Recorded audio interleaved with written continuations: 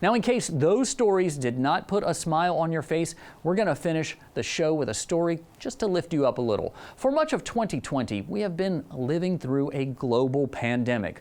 While the ag industry is deemed essential, farmers and ranchers still deal with their fair share of challenges. But like previous challenges they face, they tackle them head on together. In this week's TWILA Boost, Angus TV shows us that by being resilient, we can make it through the tough times together now and in the future. City streets were quiet this spring. The soft wind and even the tentative presence of wildlife for the first time in ages. A fresh scene of the solitude we've known all our lives. In that shared silence, uncertainty took root. Sitting in family circles with unanswered questions, we longed for the wisdom of our grandparents. People who pulled themselves up by their bootstraps through the Great Depression, across oceans and borders to build businesses, farms and families from nothing, across beaches and battlefields to force back the tide of tyranny.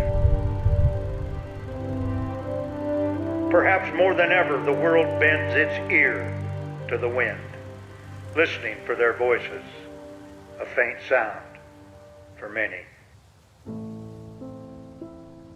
But memories stay longer here, worked into the landscape. My family has been in that same exact spot for 9 generations. Names like fence posts driven into the soil. Whenever I feel lonesome for my grandpa, I can just ride across the prairie and it's like he's right there with me. I lived in my country in 78. I was young. I was just turned 16 years old. I had no education, so I had to do the hard work. Men and women formed by this stillness. This is about as near to heaven as you can get, and I've been just about as close to hell as you can get, too, on this outfit. I thought I might starve to death for a few years. Faces carved by the wind. I can remember walking through snow just belly high, where it took 2 hours to walk a half a mile to get the cattle fed. If they got their back to the howling wind and they got a coat of ice on them, I feel the same way they do. Souls counseled by that old wisdom of resilience. The only way we could survive was to double the size of our operation when our neighbors were going broke and selling their farms. Accepting the unimaginable with steady faith and unyielding diligence. They had this sign hanging up above their bar that said, "We have done so much with so little for so long that we feel like we could do anything with nothing and no time flat." The old simple wisdom is abundant here. Well, we're an optimistic bunch, I guess, or we wouldn't be here. When things like this happen, and they will happen, my dad used to say, never give up till you're dead. This whole community really came together. People's houses were completely underwater and they were still over here helping everybody else. I've heard the word devastation and catastrophe and disaster. And I like the word opportunity, hope, look to the future. People before us endured hardships and droughts, and I wasn't going to be the one that's going to quit. It blows through quiet cafes and ragtag barns from one coast to the other. You can't change a drought. You can't make it rain. You can't change this market. We can't do anything about this virus.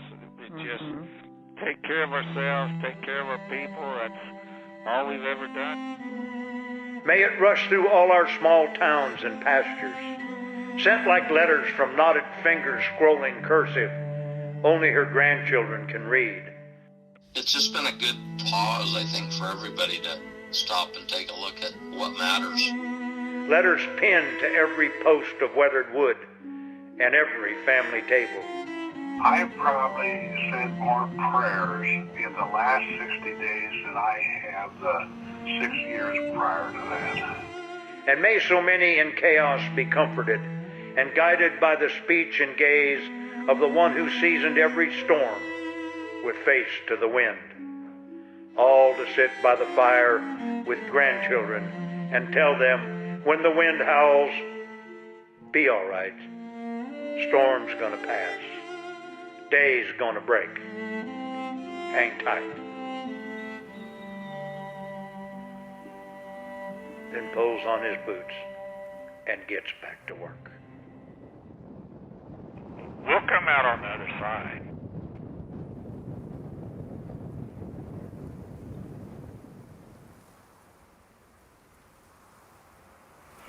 Well, that does it for this edition of TWILA. Be sure to join us next week when we'll bring you a brand new Field to Feast with Jennifer Finley with a perfect holiday dessert. Until then, you can watch all of our stories online at twilatv.org, and be sure to like us on Facebook, follow us on Twitter and Instagram.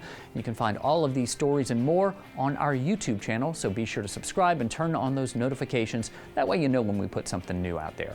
For all of us here at TWILA, thank you for joining us. We hope to see you again right here next week.